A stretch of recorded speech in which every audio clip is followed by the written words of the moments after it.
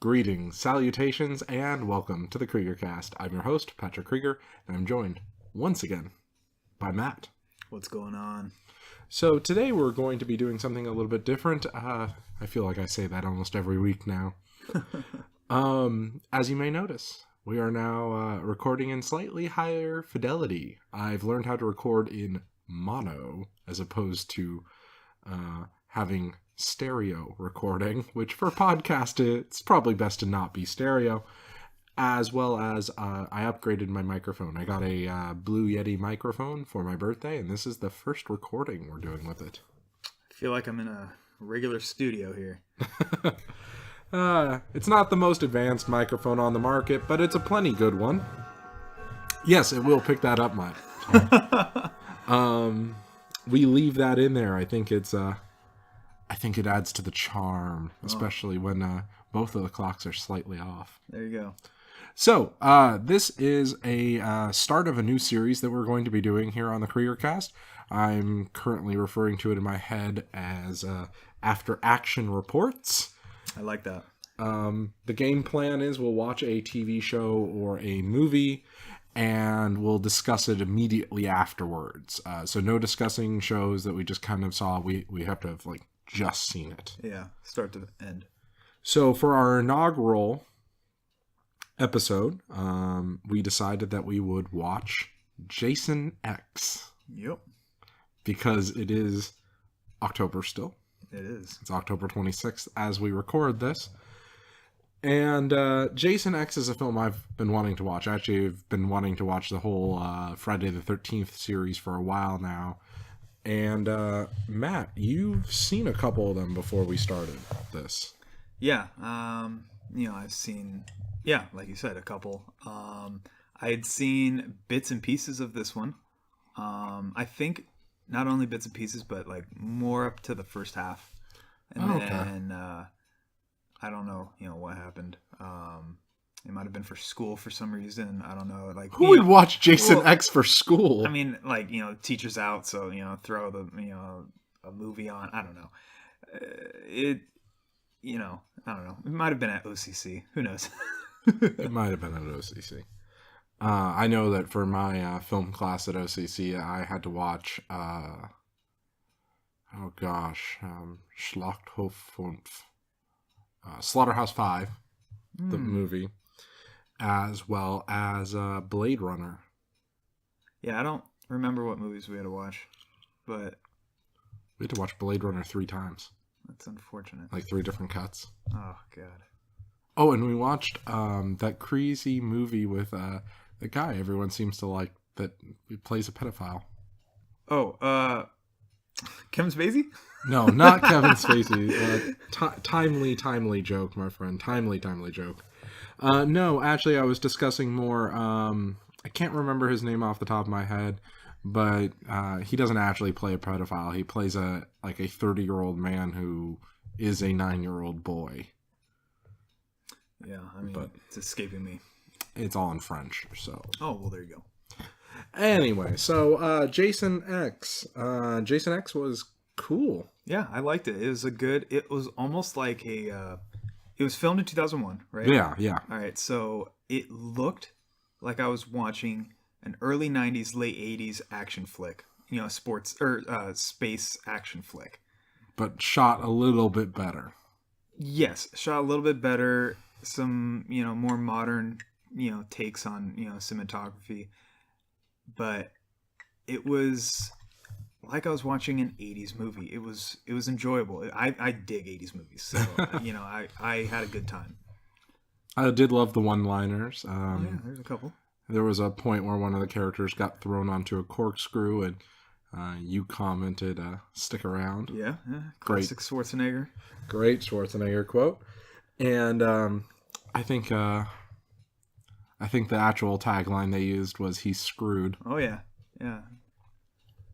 So, for those of you who don't know, Jason X, also known as Jason 10, was a film about Jason being locked in some sort of facility, the Crystal Lake Research Facility. Yep. He gets frozen Yep. and then brought to the future. where they they don't actively revive him.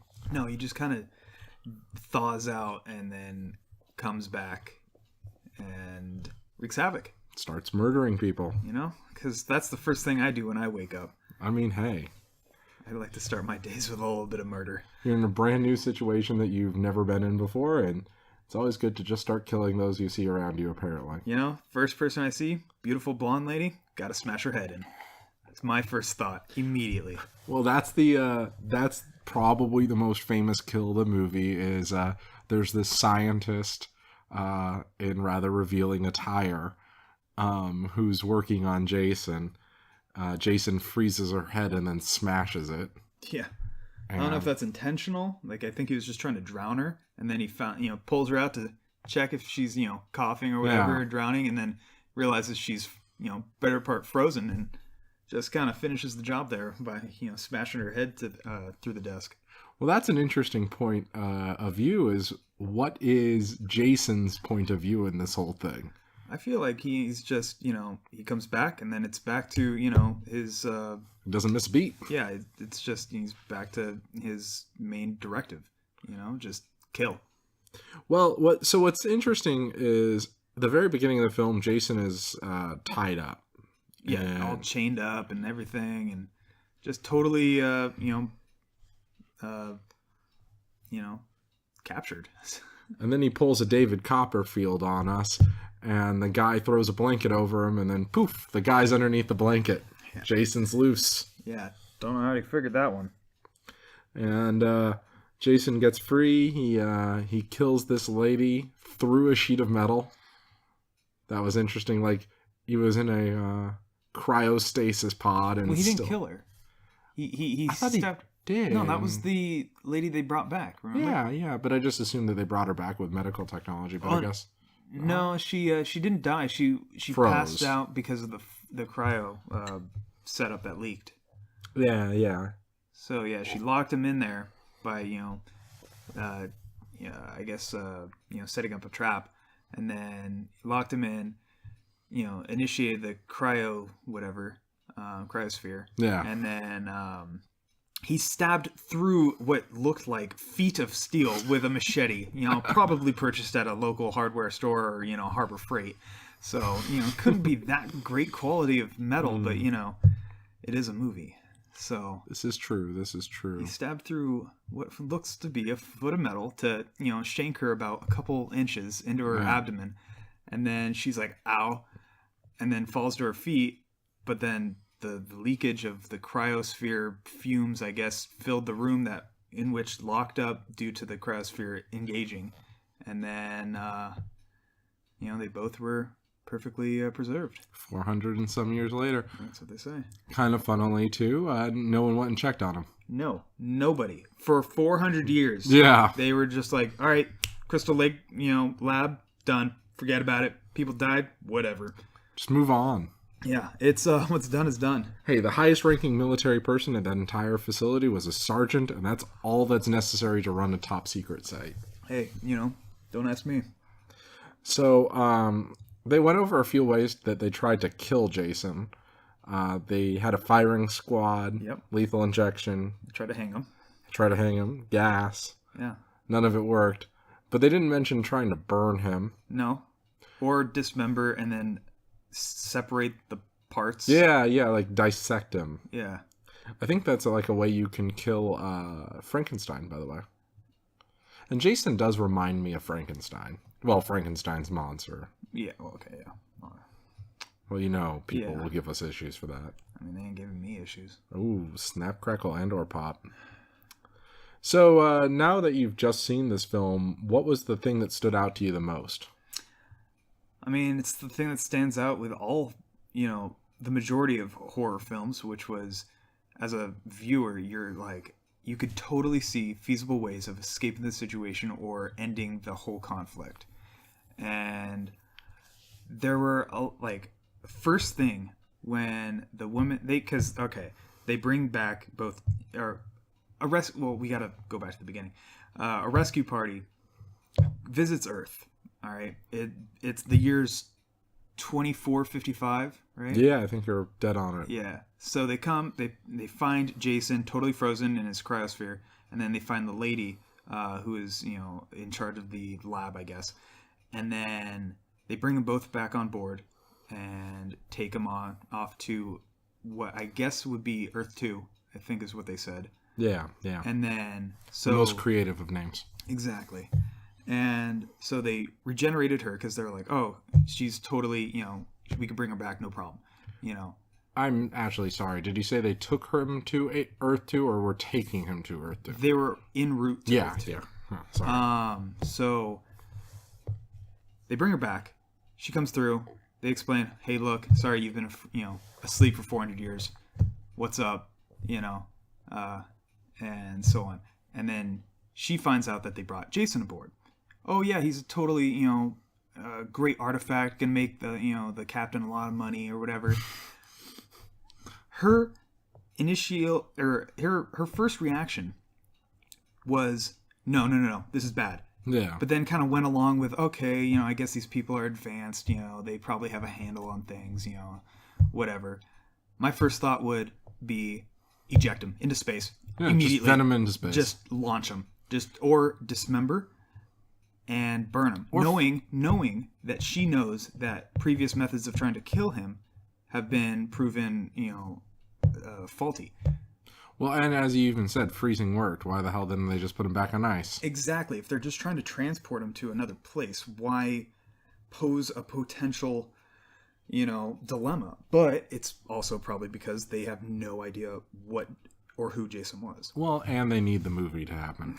Yeah, well, that's my qualm with the movie. It's you could avoid this. You can avoid the movie by being a little bit more cautious. My inner FTL captain came out, and I just wanted to lock the doors and vent into space, like you were saying. Exactly. That method 2. Once they found out he came through after thawing out, just lock the section he's in. If anyone's in there, sorry, you lose, and just vent him out. Yeah. I don't get that. I also don't get why they don't just turn on the lights.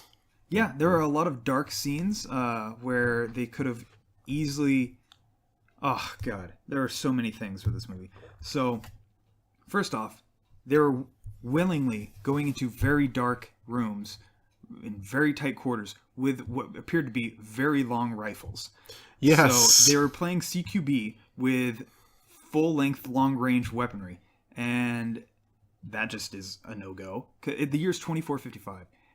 In the 20s, in the teens, yeah. We had close quarters combat, weaponry.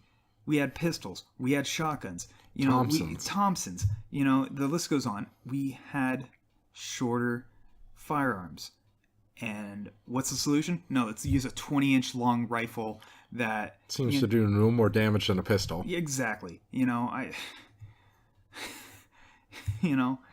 Whatever. And then on top of that, their dinky little lights are no match to the lowest grade Surefire light that could be found on any Glock. These they had like 3 lumens for these lights, and it's like, come on, guys, the year's 2455, get with it. Yeah, it was kind of funny, and like they made the characters off to like these big bag commandos that were just looking for something to blow up, but they came off as like cosplayers rather than real soldiers. 100%. But to their demise. I guess we're arguing over should Jason X have taken their soldiers more seriously. 100%. Shot in 2001. We had very capable soldiers then. We had very capable soldiers forever, but yeah. That was actually really fascinating to me, speaking of its date of manufacture, as it were. So, spoilers, by the way, for those who care about spoilers for Jason X. We've spoiled a lot so far. Yes, we're 14 minutes into spoilers. There is a point where the pilot of the vessel gets killed, and so the vessel runs into like a space station. Yeah. They just kind of describe it as soul, whatever, The sun. Well, yeah, that sort of soul, not soul, spirit. Soul. And So the pilot gets killed, and so they slam into that space station, killing what appears to be thousands, if not tens of thousands of people. Yeah, huge, massive buildings, as big as the spaceship itself, just blowing through buildings. What I find funny about that is this film came out in 2001. Oh, God. Well, I mean, what month? Yeah, it was released in 2001. It was probably filmed in 2000. So I would imagine that it would have come out, because it is Friday the 13th. I would imagine that it would have... 9/11. No, I would have imagined that it would have come out on Friday the 13th, 2001. Which, yeah. Why not? Let's see here. Fill a little time while I look it up. Well, I mean, that's kind of a heavy note, but, I mean, more on to the weapons. They were just... April 26th, so not even Friday the 13th. Oh, my Lord. 2002. Well, then they... Well, I mean, I guess they weren't even thinking about it. You know, to be honest, it was just blowing through a building. And it wasn't even a building. It was a structure. No, there was buildings. There were 3 towers. Oh, God. One of them just inexplicably blew up on its own. I'm going to label it as structures attached to a spaceship, a space station, and just end it there. I didn't even draw that, like, initially, but after thinking about it, it is bad play. That was the first thing that came to my mind when there's just a thing flying straight into these towers. Yeah. They could have just not put towers on it and just had it be more of a space station thing. Yeah. But anyway, it is only fitting that on our first movie review, as it were, that we reference 9/11. Wait, so this came out on August 26th? April 26th. April 26th? Yeah, so April 26th, 2002. It's 17 years later? 16 years later? That we're talking about this? Yeah, 16 plus a couple months. Yeah. That's to the day, though. You know, a month day. Oh, yeah. That is kind of cool and interesting. It's kind of cool. Oh, another interesting thing. The original Friday the 13th did not premiere on Friday the 13th. Rookie moves. Yeah. Whoever released it. Like Jason vs. Freddy came out on Friday the 13th. Jason Goes to Hell came out on Friday the 13th. Friday the 13th, the new one, came out on Friday the 13th. Friday the 13th, the final chapter, which, spoiler alert, wasn't the final chapter, came out on Friday the 13th. Friday the 13th, Jason Lives, came out on the 1st. Friday the 13th, The New Beginning, came out on the 1st. And then Friday the 13th, Part 3, came out on Friday the 13th. Now, actually, an interesting story I have about Friday the 13th, Part 3, which originally was shot in 3D, just so you know. I went to Everything is Awful, or Everything is Terrible concert. Mm-hmm. They do funny little YouTube videos. They're building a pyramid out of Jerry Maguire's out in Arizona. Those guys. Yeah. I went to one of their concerts, and as part of going to one of their concerts, they gave out tickets to see Friday the 13th Part 3 in 3D in theaters. And one of my biggest regrets that I have, you know, no ragrats, was that I didn't stick around to watch that. I should have. But it was already like 11 o'clock at night. Yeah. But anyway. So, yeah, Jason X definitely gets interesting, as it were. The thing that stood out to me the most was, frankly, how expensive the sets looked. Like, the sets were not bad. Even the weird, like, Dark Chains room. I mean, honestly, I don't know anything about that kind of stuff, but it didn't seem that expensive. Okay, so for a dinky little horror movie... Yeah. For a dinky little horror movie, they had real sets. Yes, they had a lot of sets. They didn't just say, hey, let's shoot in a cabin. You know, there you go. Those Jasons were ideally, probably, way cheaper. Yes, I assume that Jason X was the most expensive of the Jason films to make. I would, typically as sequels come out, the further the sequel goes on, like the higher the number of the sequel, the more expensive it is and the less money it makes. Traditionally, probably. I totally agree with that. So let's see how much Jason X cost. Jason X cost $14 million to produce. They probably made $10 off this film. To put that in perspective, like the original Halloween film, cost in the neighborhood of like $200,000-$300,000 for the original Halloween. And that's a classic. And that is a classic.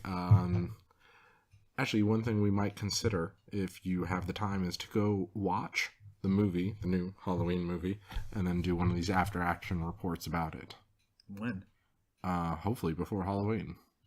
Yeah, I mean, I've got nothing going on. All right, well, we'll figure that out. Hopefully, dear listener, you'll get to hear that from us. So anyway, let's go back. We'll be back. Let's go back to this movie. So I got it at Wally World on a 2-disc set that include 2 of New Line Cinema's greatest classics. Jason X and Jason Goes to Hell. We'll probably watch Jason Goes to Hell soon. I'm down to do a whole series of just Jason movies, and then Freddy Krueger movies, and then Scream movies. Ooh. And then we just get a total chronological listing going of every single horror film by bad guy, essentially. So one of the things they say never to do as a podcaster or a YouTuber in general is to never make statements to your audience that you have not already fulfilled. I promise you, we will do this. Yeah, that's the exact sort of thing you're supposed to not do. What I would like to make as a agreement to our dear listeners is that we will do every Halloween a horror movie series. Sounds good. So each October we'll get together and we'll watch like the Jason, the Freddy Kruegers, or whatever. Yeah, whatever happens. We should actually come up with some holiday movies for Christmas coming up here pretty soon. Dude, I can't think of any Christmas movies aside from Die Hard. Okay, that's a huge controversy. People are like, all right, is Die Hard a Christmas movie, or is it just an action film that takes place around Christmas? No, there's that. And Christmas there's with the Cranks. Home Alone series, which is overrated, but I love them. And then there's the rom-coms and stuff for Christmases and all that. One of the stuff. Iron Man movies is a Christmas movie. Family Stone. I'm getting into chick flicks now. I don't know. We could do. That's what we should do in February, like chick flicks. Well, I mean, these chick flicks were Christmas related, but yeah, no. No, we're totally doing chick flick February. Oh, God. So come up with a theme for November, and we'll do it.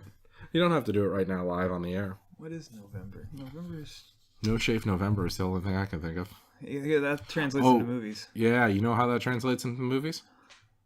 Bigfoot movies. I'm down. I mean, I got a whole mess of Bigfoot movies. Really? There's that many? I've been collecting Bigfoot movies, and I probably have about 15, 20 of them. Wow, I'm down. I mean, they're probably 15 minutes long. No, they aren't. You could only wish. Anyway, back to Jason X. So the things that stood out to me were the quality of the sets. I thought they were really good for a Jason film. Not saying that I wouldn't have preferred just Cabin in the Woods, but for trying to do a whole space set, the space set was not bad. Agreed. The thing I thought was funny is the costume. They looked like space gypsies. I mean, I don't know about that, but they looked like they had plenty of armor on that did absolutely nothing and was only aesthetically displeasing.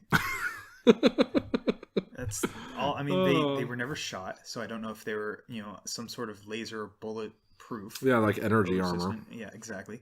They were never stabbed with anything aside from things that went through the people, so I assume that it did 0 damage to that. Or reflection. Fairly easily through them, too. Yeah, so I imagine maybe small pocket knives, maybe that it deflects, or, a slap from a weak-willed woman. But aside from that, they were pretty much useless and bulky. Yeah, it seemed to get in the way more than anything. Ideally, you'd want to... Yeah, I don't know. So, that was interesting. I was actually more talking about, the students as they were. They were, I was talking about those soldiers or whatever. I know. It's funny that we associate with different things. For me, the soldiers were just people to establish Jason as a threat. Yeah. I almost felt like we weren't supposed to care about the soldiers any. It was just supposed to show how powerful Jason is, so that the pawns. Yeah, so that the characters that we're quote unquote supposed to care about, the students, we fear for them because we have now seen Jason do his thing. And I will admit something here, dear listeners. This was the first Jason film I've ever seen other than Freddy vs. Jason. So, yeah. Now, I knew about a scene well before apparently you did, due to internet memes and whatnot. I've never seen this portion of the film, nor heard about this portion of the film, to my knowledge. So it was always sold to me as it was Jason gets put into, the holodeck, and they use that to learn about him. So I always assumed in my naive brain that Jason was sitting in a holodeck for 400 years. Like just 400 years straight of killing artificial camp counselors. That's a lot of that's a lot of programming. Yeah.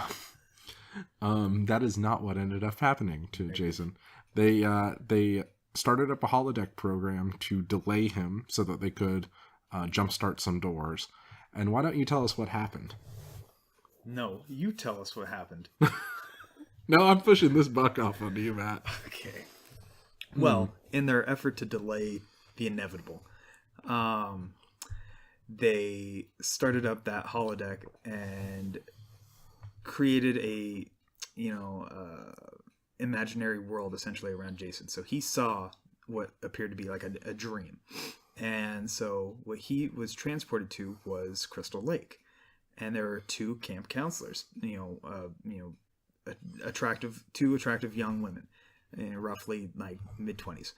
And so they were both fake. So they were programmed to be giddy and happy and, oh, Jason, you want a beer?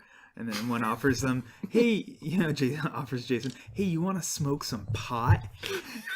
And I'd actually never seen that part before. Yeah, and so he kind of just looks at him and walks towards him, and then they both take off their tops, and then they say, let's have, do you want to have premarital sex? We love premarital sex. And they both take off their tops, take off their, shorts, and then hop into sleeping bags. Yep. And then he proceeds to beat one of them over the other with one of them in a sleeping bag. Yes, he does. And then, just wreaks havoc on him, and then moves on. It was maybe a 20-second delay. That's the thing that I thought was funniest about it. Was so I've seen that clip with the two camp counselors saying we love premarital sex. People use that clip as a meme. That's funny.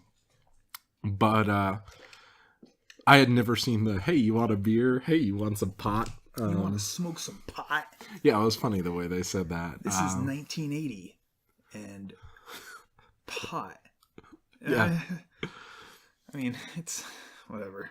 So, the thing that I thought was funniest about it is, so there's this android woman who gets her head knocked off, and so the guy's carrying around her head for a while, and I just feel so bad for the actress having to have like her body and head underneath this guy's arm while they're shooting.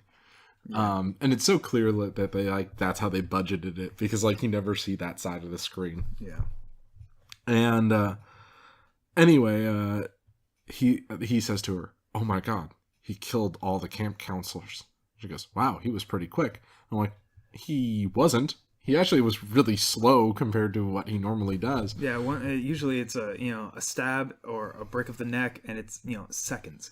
This it was like 20 seconds. And I understand the confusion. He was confused for a bit, and then he killed them, and then he moved on.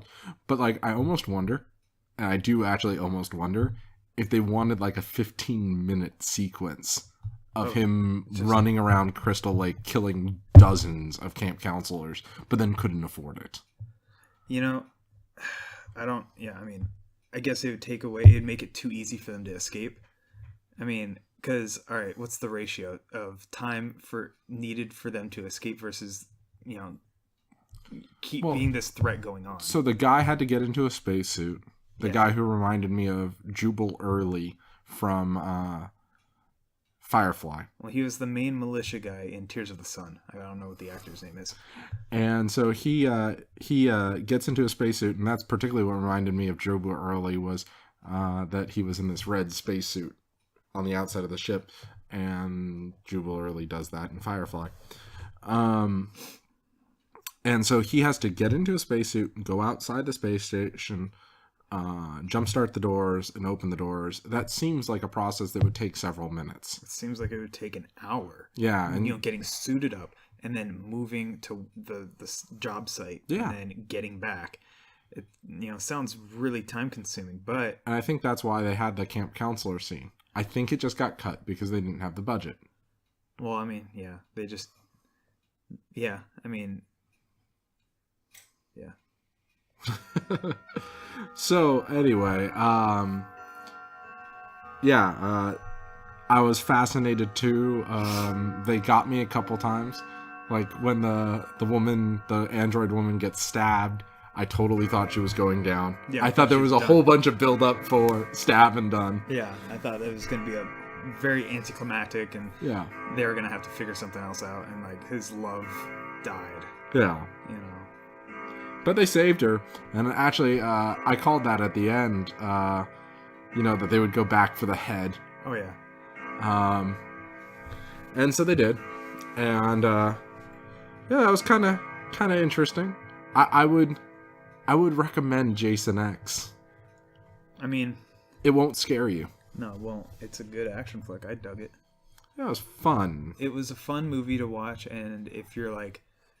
You could totally create a drinking game of like, all right, death, take a swig of something or whatever, there's tons of games to be had, every time there's, whatever. Yeah, and there's three, what do you call it? Fake outs. Well, I guess 2 fake outs with one guy dying. His arm gets cut off, and then he gets cut. Same guy. Yeah, it's the same guy. And then he gets cut in half, and then he's like, that doesn't count as a kill. And I was like, wait, what? And then it turns out he was playing a video game. Yeah. And then gets his back broken, which is the most non-gruesome version of his death that he had. That's true. I love that Jason kills him in a freezer. Like, he is frozen and Jason still cuts off his arm. Oh, yeah. So, anyway, that was Jason X. Definitely go pick it up if you have a chance. Definitely go watch it. It's in the Walmart bargain bin right now as a double feature with Jason Goes to Hell for $3.75. Interesting. Just interesting. I frequent my local Wally World specifically looking for deals. Like I got what I was highly disappointed in. I thought it was a 10 movie collection of Steven Seagal films. I was sold on that. I'm like, yes, I want so much Steven Seagal. I don't even think he's been in 10 films. And instead, what I ended up with was 10 action films, one of which starring Steven Seagal. That is a rookie mistake, if I've ever seen one. It's also like I picked up this box set of movies called Strange Things. Specifically, like it looks like Stranger Things, like the whole font and everything. Oh. Yeah. So anyway, do you have anything else to say on Jason X? Well, honestly, I wonder what it's rated. I mean, it's rated R. Okay, there's plenty of nudity and there is some gore. Not so much action gore, but like post-action gore, like you see like bodies turned inside out. Yeah, there's a couple things that like they didn't show. Well, yeah, they didn't show, but they showed like the entrails of people and all that. Yeah, a little bit of gore, enough to get it to at least PG-13, if not R. And then the nudity definitely brought it to R. The thing I don't get about it was, in terms of kills, they don't show 2 kills that one of which they could have easily done, one of which they should have done because it would have been a memorable kill. There's a point where a woman gets forced through a metal grate because of the vacuum of space. I don't know exactly how they would have done that, but if they had been able to show that, that would have been the memorable kill of the movie. Just like a few years later, Alien Resurrection, when the alien gets sucked through the hole in the spacecraft. Yeah. You know the one I'm talking about? It just freezes. No. In Alien Resurrection, there's a small hole in the spaceship, and the alien gets sucked through the hole, and you can just see it get ripped through the hole. Yes, yes, yes, Yeah. yes, yes, yes, yes. So if they had done that with the woman, that would have been earlier and would have been remembered. At least I think it was earlier. I'm going to check that right now because I thought Alien Resurrection was in like 2003. I want to say it's like 2010. Alien Resurrection, 1997. Wow. So they had the tech and the expertise to do something like that. They should have done it. Yeah. But the one that they should have definitely shown, just because the practical effects could have been done, is the pilot seems to have been ripped into 3 pieces. They could have had Jason like shove his arms in the guy's clavicles and pull and just rip the guy in half. That's an effect that could have been done. Yeah. Not saying I could do it, but I'm just saying that's an effect that could have been done and should have been done. I agree. So, but maybe that would have given Jason X an X rating. Nah. X rating? What even qualifies X rating? X ratings, like hardcore nudity and violence. Porn, flat out porn. Well, I mean, there wasn't porn in this; it was just nudity. Yeah. I don't know what else. I actually think erect penises count. I literally think erect penises are like part of it. Because that's like a whole thing on Game of Thrones. Really? Yeah.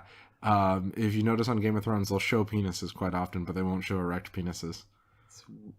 I mean, I don't even want to think about it. But... I mean, I don't either, but that's one of those things. Like, I'm gonna go off a point here and say that I think that people, like you see in those old timey films, porn theaters as XXX. Yes.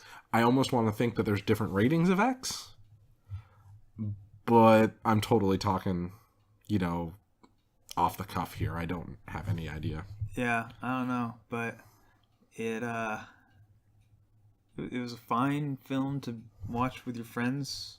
Definitely over 18. Yeah, I wouldn't say it's scary. Not necessarily a Halloween watching film, but it's definitely not going to scare you. It's along the lines of just a normal horror film, not Halloween rated, oriented.